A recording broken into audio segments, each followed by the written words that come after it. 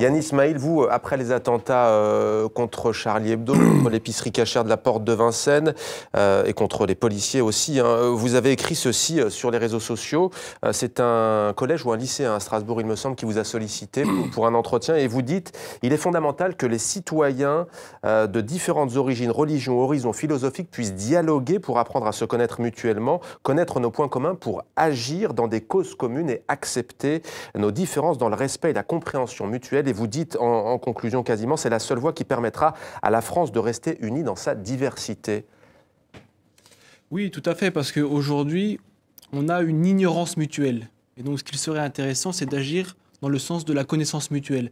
Parce que le vivre ensemble ne se décrète pas par des lois ou par des slogans, mais par une action effective pour le promouvoir. Et cela passera nécessairement par le dialogue et l'étude, c'est-à-dire étudier l'autre, et on verra que l'autre est à la fois différent et semblable, car on a une humanité partagée, on a un certain nombre de valeurs partagées, et sur cette base-là, on peut construire une société commune, mais de l'autre, on a aussi des différences qu'il faut apprendre à étudier, à connaître pour se respecter, et aussi comprendre qu'entre les individus, il y aura aussi des désaccords insolubles qu'il faut accepter, et ceci ne doit pas nous empêcher de faire société commune. Mais cela dit, alors il y a plusieurs explications, plusieurs grilles de lecture pour expliquer par exemple la violence que l'on a vue en France. Récemment, le Premier ministre français Manuel Valls a parlé d'apartheid social, territorial, ethnique. Ce sont des mots qui ont frappé, qui ont provoqué le débat.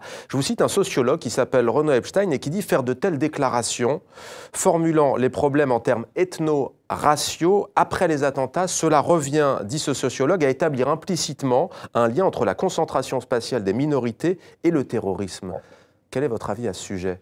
Alors moi je pense que dans un phénomène de violence, la première des choses c'est bien sûr de le condamner, mais on ne peut pas simplement avoir une réflexion primaire, il faut réfléchir aux causes fondamentales de ce phénomène, qui sont, bien sûr, il y a la dimension sécuritaire, mais il y a aussi dans les causes profondes, fondamentales, la question des discriminations, la question de la pauvreté, de la précarité, la question de la ghettoisation et la question de l'islamophobie et du racisme qui est aujourd'hui en train de miner le vivre ensemble et la cohésion sociale.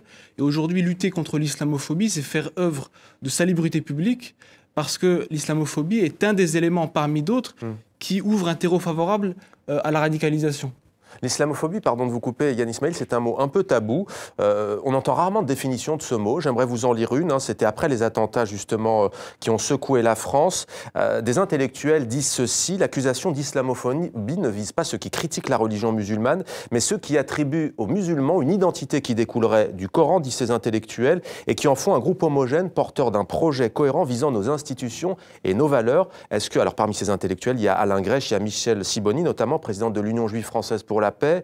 Est-ce que c'est une définition que vous partagez ? Alors, je la partage tout à fait. Pour moi, l'islamophobie, elle relève de deux dimensions. Il y a la définition que je qualifierais de minimaliste ou de pénale, qui se caractérise par en fait donc tout acte de discrimination, de violence physique ou verbale à l'encontre d'individus en raison de leur appartenance réelle ou supposée à l'islam, est la définition minimale de l'islamophobie. Ensuite, il y a la deuxième dimension qui est plus idéologique ou politique, qui considère ou qui attribue à un musulman, du fait de son appartenance à l'islam, un projet quasiment génétique, un projet de violence, un projet de conquête, un projet de colonisation à l'endroit de la France ou de l'Europe. Et ça, c'est donc une construction idéologique qui construit le musulman comme un problème de société.